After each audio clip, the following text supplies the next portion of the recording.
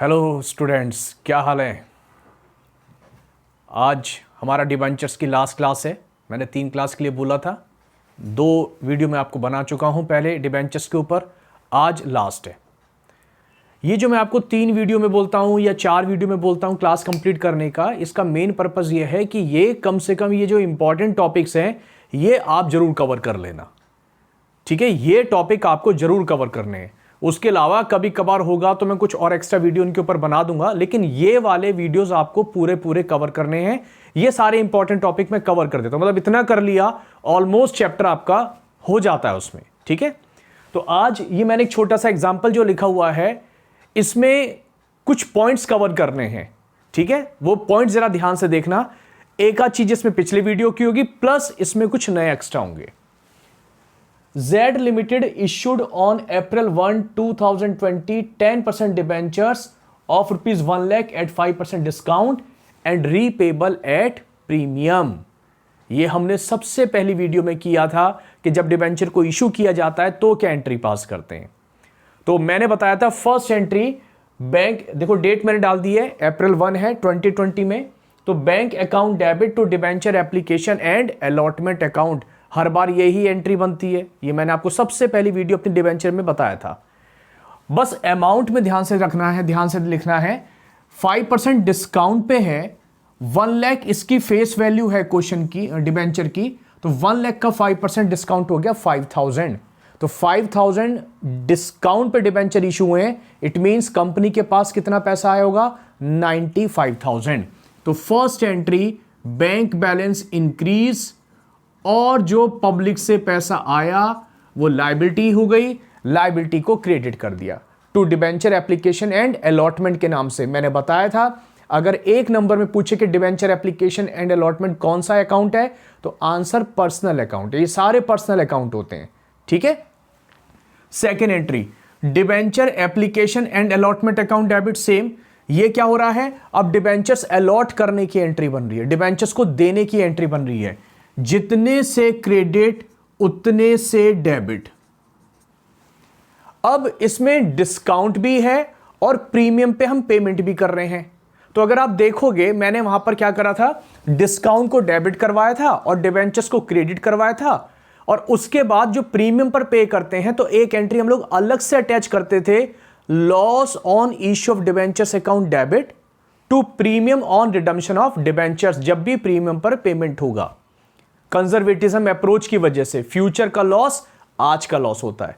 आज मैं आपको क्या बता रहा हूं, उस एंट्री को कंबाइन कर दिया, मतलब मैंने सेकंड और थर्ड एंट्री इन दोनों को कंबाइन कर रहा हूं जो प्रीमियम पर पे करने की है, ठीक। तो कैसे करेंगे, देखो debenture application and allotment account debit, जितने से क्रेडिट उतने से डेबिट।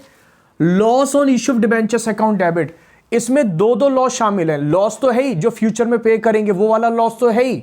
वो कितने परसेंट है, वो ये रीपेबल एट 10%, ये वाला, ये 10%। और इसके अलावा एक लॉस और कौन सा है, डिस्काउंट वाला। डिस्काउंट भी तो लॉस ही होता है, तो एक ये रहा 5% का डिस्काउंट, ये वाला। तो टोटल लॉस अगर हम लोग देखें तो 15% है।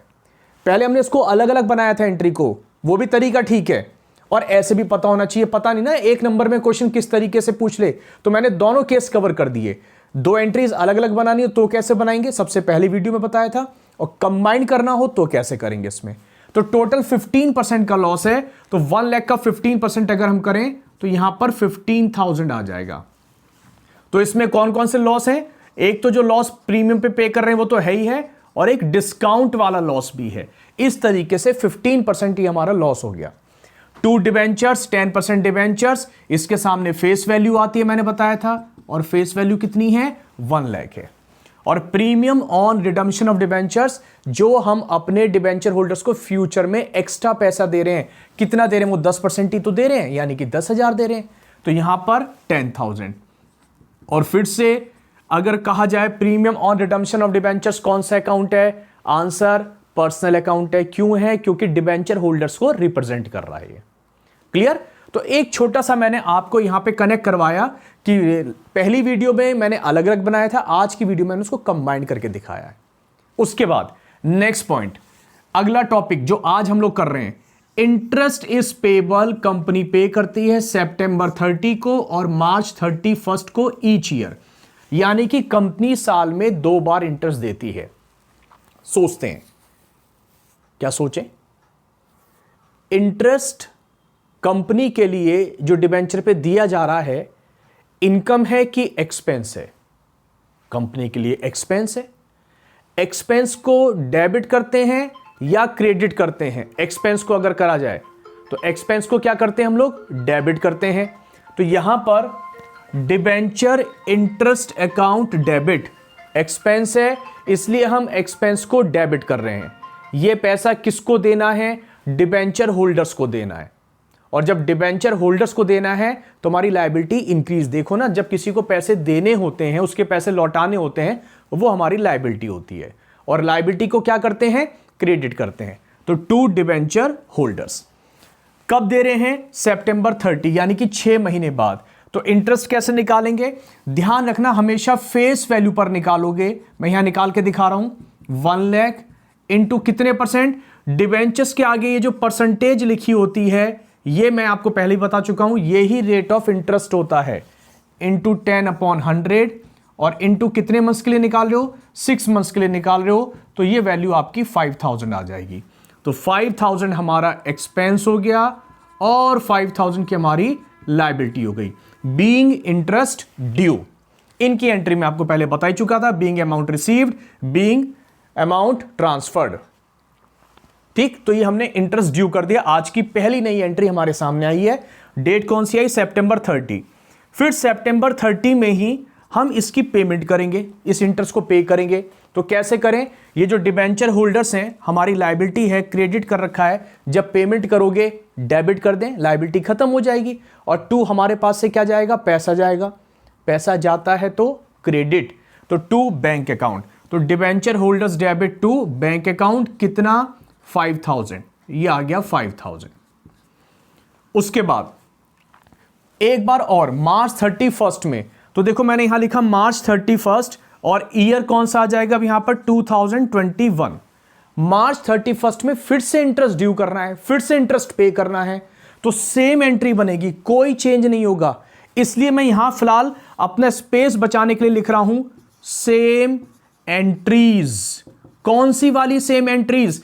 सितंबर 30 में जो आपने इंटरेस्ट वाली एंट्री बनाई थी, वो ही एंट्री बिल्कुल कॉपी हो जाएंगी मार्च 31 में। कोई चेंज थोड़ी ना हो गया इन 6 महीनों में, तो सेम एंट्री रहेंगी। यही 5000 की अमाउंट भी रहेगी। क्लियर? आगे चलते हैं। फिर मार्च 31 में, अब यहां से एक टॉपिक और कर रहा हूं मैं, यहां पर एक टॉपिक और आ गया। छोटे छोटे टॉपिक थे ना, मैंने बताया था, तो वो मैंने एक क्वेश्चन में आपको कंबाइन कर दिया। तो एक तो मैंने इसमें क्या समझाया आपको? इंटरेस्ट की एंट्री कैसे बनती है। अब एक क्या समझाने जा रहा हूं, ये कि राइट ऑफ कैसे किया जाता है। क्या चीज राइट ऑफ करना है? क्वेश्चन में ये जो लॉस होता है, ये लॉस या डिस्काउंट कुछ भी आपको नजर आ जाए क्वेश्चन में, तो उसको आपको राइट ऑफ करना पड़ता है। क्लियर? राइट ऑफ करने के लिए लॉस को सबसे पहले आप लोग सिक्योरिटीज प्रीमियम अगर क्वेश्चन में है तो उसको यूज करोगे, और अगर वो नहीं है या वो कम है तो फिर आप P&L को यूज करोगे। क्लियर? तो जैसे मैंने अपने क्वेश्चन में देखो दे रखा था सिक्योरिटीज प्रीमियम 3000, यानी कि हमारे पास 3000 का प्रीमियम है। तो जब इसको यूज करेंगे, सिक्योरिटीज प्रीमियम का क्रेडिट बैलेंस होता है, जब इसको यूज करेंगे तो ये खत्म हो जाएगा, कम हो जाएगा, तो क्या करेंगे? डेबिट। तो सिक्योरिटीज प्रीमियम अकाउंट डेबिट कितना यूज कर रहे हैं? 3000। टोटल लॉस कितना है हमारा? 15000। तो लॉस 15000 से क्रेडिट हो गया। भाई जितने से डेबिट, जब खत्म करोगे तो क्रेडिट करोगे, तो 215,000 लॉस के नाम से। तो 3000 तो हम इस लॉस को प्रीमियम से राइट ऑफ कर रहे हैं, और बाकी कितना बचा? 12,000। वो कहां से लेंगे? वो P&L अकाउंट से आप चार्ज करोगे। तो एंट्री बनेगी securities premium account debit 3000, statement of P&L account debit 12,000 और to loss on issue of debentures 15,000। Statement of P&L आपको अपने आप से ही लेना है, क्वेश्चन में मेंशन हो चाहे ना हो, लेकिन प्रीमियम अगर है तो लोगे, अदरवाइज नहीं लोगे। तो एक एंट्री ये थी कि राइट ऑफ कैसे करना है, तो इसकी narration being loss return of. अब चाहे लॉस हो चाहे डिस्काउंट हो, इसी तरीके से राइट ऑफ करोगे। तो एक टॉपिक हमारा छोटा सा ये कवर हुआ। इंटरेस्ट वाला कवर हुआ, एक ये कवर हुआ। आई बात समझ में यहां तक? कोई कंफ्यूजन? इसके बाद ये जो हमारे क्वेश्चन में जितना भी इंटरेस्ट है, एक बार देखो यहां 5,000 रुपए यहां डेबिट हुआ था और एक बार March 31 में डेबिट हुआ होगा, टोटल 10,000 रुपए का इंटरेस्ट डेबिट हुआ। जितना भी इंटरेस्ट साल भर में डेबिट होगा उस सब को उठा के आप P&L में ट्रांसफर करोगे, इंटरेस्ट वाले केस में, ठीक है। जितना भी डेबिट होगा उस सब को आप कहां ट्रांसफर करोगे? P&L अकाउंट में। तो जब ट्रांसफर करोगे इंटरेस्ट को, डेबिट बैलेंस है, ट्रांसफर करते समय क्रेडिट, तो इंटरेस्ट क्रेडिट हो जाएगा। कहां ट्रांसफर कर रहे हैं? P&L अकाउंट में। तो P&L को हम क्या करेंगे? डेबिट करेंगे। तो मैं ये एंट्री जरा ऊपर बना देता हूं यहां पर, ताकि आपको दिख जाए आराम से, है ना। नीचे थोड़ा सा प्रॉब्लम रहती है। तो यहां पर अगर हम लोग एंट्री बनाएंगे तो अब ये एंट्री कब बन रही है? ये बन रही है हमारी की 2021 March 31। क्या एंट्री है? Statement of P&L account debit. P&L को कंपनी के केस में स्टेटमेंट ऑफ P&L बोलेंगे। टू क्या राइट ऑफ कर रहे हैं? टू डिबेंचर इंटरेस्ट को हम ट्रांसफर कर रहे हैं P&L में। कितना इंटरेस्ट था? 5,000 दो बार था ना, एक बार सितंबर में और एक बार मार्च में। तो टोटल कितना हो गया? 10,000 हो गया। क्लियर? तो क्वेश्चन छोटा था लेकिन अलग अलग छोटे छोटे हमारे इसमें 2 से 3 टॉपिक कवर हो गए। एक लास्ट टॉपिक और बचा है, बस फिर खत्म हमारा चैप्टर लगभग। क्या है उसमें? कुछ मैं आपको ऐसे वर्बली बोल रहा हूं, ध्यान से सुनना, एंट्री बना के दिखा दूंगा बस मैं आपको। एक टर्म आती है debentures issued as collateral security. ये थ्योरी में भी पूछ लिया जाता है क्वेश्चन के कोलेटरल सिक्योरिटी का मीनिंग बताइए, और इसके ऊपर एक छोटी सी एंट्री बनती है न्यूमेरिकल में, वो पूछ लेते हैं। तो क्या है कोलेटरल सिक्योरिटी का मतलब? देखिए, कंपनी जब लोन लेती है, मान लो कंपनी ने बैंक वालों से लोन लिया, थोड़ी देर के लिए मैं कंपनी बनता हूं, आप लोग जरा बैंक वाले बनो। मैं आपके पास आया, मैंने कहा बैंक मुझे ना लोन चाहिए। एग्जांपल ले लेते हैं, सपोज मुझे 50 लाख का लोन चाहिए। आपने कहा सर मिल जाएगा, कोई दिक्कत नहीं है, लेकिन आपको ना सिक्योरिटी रखनी पड़ेगी। आप सब लोग जानते हो बैंक वाले बिना सिक्योरिटी के पैसा उधार नहीं देंगे। मैंने बोला ठीक है, सिक्योरिटी में क्या लोगे? आपने बोला आप ऐसा करो, अपनी बिल्डिंग के पेपर दे दो। मैंने आपको बिल्डिंग के पेपर रखवा दिए, लेकिन पता कहीं ना कहीं आपके मन में डाउट आ रहा है कि ऐसा है कि ये जो पेपर है, बिल्डिंग के जो पेपर रखे गए हैं, ये सफिशिएंट नहीं है। ऐसा करते हैं, इन कंपनी वालों से यानी कि मुझसे डिबेंचर्स और रखवा लेते हैं। तो आपने मुझसे बोला कि ऐसा है कंपनी, सुनो, आपने जो हमारे को सिक्योरिटी रखवाई वो तो ठीक है, उसे हम बोलेंगे प्राइमरी सिक्योरिटी। आप ऐसा करो, एक सेकेंडरी सिक्योरिटी और रखवा दो, डिबेंचर्स अपनी कंपनी के हमारे पास और रखवा दो। मैंने कहा कितने के रखवा दूं? आपने कहा ऐसा करो 3 लाख रुपए के डिबेंचर सेकेंडरी सिक्योरिटी के तौर पे रखवा दो। मैंने कि ये क्या चीज होती है?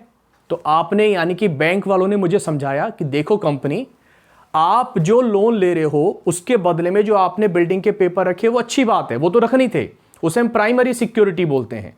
और वो इसलिए रखे हैं, कल को अगर आपने पैसा नहीं चुकाया तो हम आपकी बिल्डिंग को बेच के अपना पैसा वापस ले लेंगे, और उसके बाद जो आपके डिबेंचर्स हमारे पास रखे हुए हैं वो एज इट इज हम आपको लौटा देंगे। लेकिन अगर आपने जो बिल्डिंग हमारे पास रखी है और पैसा नहीं चुकाया, बिल्डिंग से पूरा पैसा नहीं मिला, तो ये जो डिबेंचर्स हमारे पास रखे हैं ये फिर जिंदा हो जाएंगे, अलाइव हो जाएंगे। अभी हम इन्हें डेड डिबेंचर्स बोलेंगे। अभी जब आप हमारे को दे रहे हो, इश्यू कर रहे हो, इसे हम बोलते हैं डिबेंचर्स कोलेटरल सिक्योरिटी या सेकेंडरी सिक्योरिटी के तौर पर आप हमें दे रहे हो। ये डेड डिबेंचर्स हैं, आप दोगे, हम चुपचाप अपनी सेफ में रख देंगे।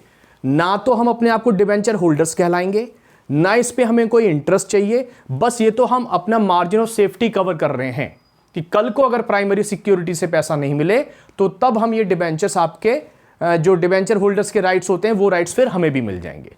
क्लियर? बाकी हमें और कुछ नहीं चाहिए। इसी को बोलते हैं debentures issued as collateral security. ये तो रहा इसका थ्योरी पार्ट। अब अगर वो आपसे कहे कि इसकी एंट्री बनाओ, तो इसके 2 तरीके हैं। एक तो तरीका यह है, इसकी कोई एंट्री ही नहीं बनती। देखा जाए हुआ क्या है, एक मरे हुए डिबेंचर्स, डेड डिबेंचर्स ही तो हैं, डिबेंचर्स दिए गए हैं किसको? बैंक वालों को, और उन्होंने तो चुपचाप अपनी सेफ में रख दिया है, तो कुछ तो इसकी एंट्री पास ही नहीं करते। ठीक, एक मेथड तो यह, लेकिन उसमें लिखना तो पड़ेगा, क्यों नहीं कर रहे। और एक दूसरा तरीका यह है, डिबेंचर हम इशू कर रहे हैं, तो डिबेंचर इशू करने की एंट्री, डिबेंचर्स को क्रेडिट किया जाता है, तो टू डिबेंचर्स अकाउंट। और क्यों कर रहे हैं? डेबिट करने के लिए कोई हमारे पास स्पेसिफिक रीजन नहीं है, इसीलिए हम एक अकाउंट की हेल्प लेते हैं और उसका नाम है debenture suspense account debit to debentures account. ये जितने के डिबेंचर्स हम कोलेटरल सिक्योरिटी के तौर पर इशू कर रहे होंगे, यहां पर वो अमाउंट आ जाएगी 2 लाख रुपए। सपोज मैं ऐसे ही ले रहा हूं example, narration being debentures issued as collateral security. और अगर इसी क्वेश्चन में एक लाइन ये लिखी हुई है कि कंपनी ने लोन भी लिया है, तो एक एंट्री लोन लेने की बना देना, वो सिंपल एंट्री है। वो क्या बनेगी? Bank account debit to bank loan, bank increase और लायबिलिटी भी हमारी इंक्रीज। बैंक इंक्रीज तो डेबिट, लायबिलिटी इंक्रीज तो क्रेडिट। लोन कितने का लिया है? जितने का लोन क्वेश्चन में बता रखा हो, सपोज 5 लाख का लोन है तो यहां पर 5 लाख लिख देंगे। सर ये तो 2 लाख के इशू करे थे, इनका आपस में कोई कनेक्शन नहीं है। एंट्री बनाते समय क्वेश्चन कुछ इस तरीके से आएगा। अगर मैं इसका क्वेश्चन फ्रेम कर दूं कि x limited took over loan of rupees 5 lakh and issued debentures of rupees 2 lakh as collateral securities, pass journal entries। तो ये रही जर्नल एंट्री, कोलेटरल सिक्योरिटी के तौर पर डिबेंचर इशू करना और लोन लेना। तो एक छोटा सा टॉपिक हमारा ये कवर हो गया। क्लियर? इसकी narration being loan taken from bank. I hope आपको अब ये डिबेंचर अच्छे से क्लियर हो गया होगा। ये 3 जो मैंने वीडियोस बनाई है डिबेंचर के ऊपर, ये आप अच्छे से देख लीजिएगा। नेक्स्ट वीडियो में मैं कोई नया चैप्टर फिर से लेके आऊंगा आपके पास। तब तक के लिए थैंक यू।